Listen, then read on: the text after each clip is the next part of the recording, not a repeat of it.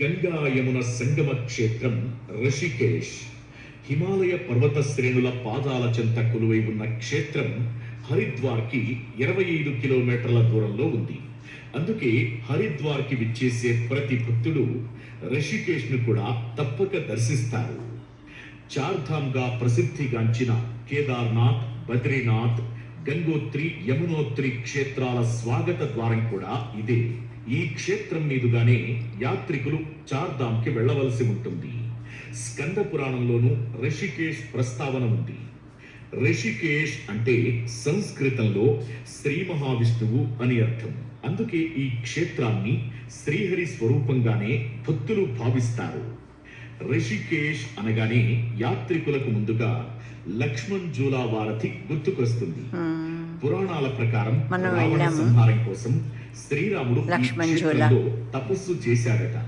అయితే గంగా నది ప్రవాహ తరంగం శ్రీరాముడి తపస్సుకు భంగం కలిగిస్తున్నదని లక్ష్మణుడు ఓ బాణాన్ని గంగా నదిలో వదిలాడట. నాటి నుంచి ఈ ప్రదేశంలో గంగా నది ఎటువంటి సవ్వడి చేయకుండా నిశ్శబ్దంగా ప్రవహిస్తున్నదట.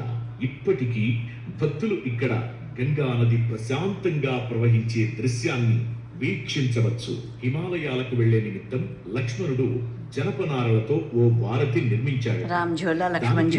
లక్ష్మణ్ జూలా అని కాలక్రమేణా ఆ వారధి అంతరించిపోవడంతో 1924 తరువాత అప్పటి ప్రభుత్వం ఈ కొత్త వంతెనను నిర్మించింది. లక్ష్మణ్ జూలా అని నామకరణం చేసింది.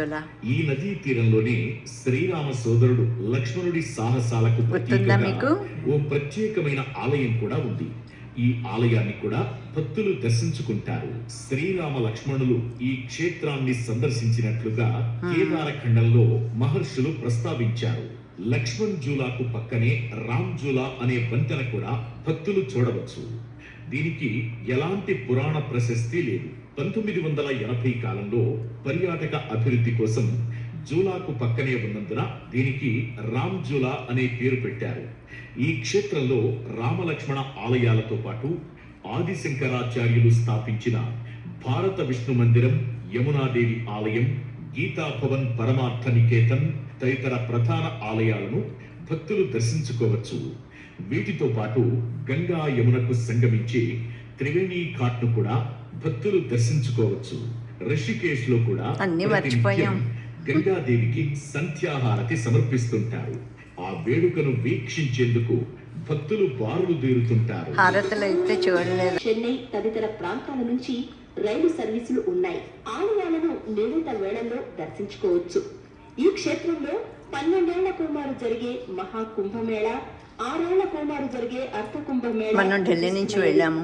వైశాఖ మాసంలో గంగా దసరా ఉత్సవంతో పాటు పౌర్ణిమ, అమావాస్య, మహాశివరాత్రి తదితర పర్వదినాలను ఇక్కడ నిర్వహిస్తారు. హరిద్వార్లో అన్ని వర్గాల వారికి అనుకూలంగా ప్రైవేటు లాడ్జీలు ఉన్నాయి.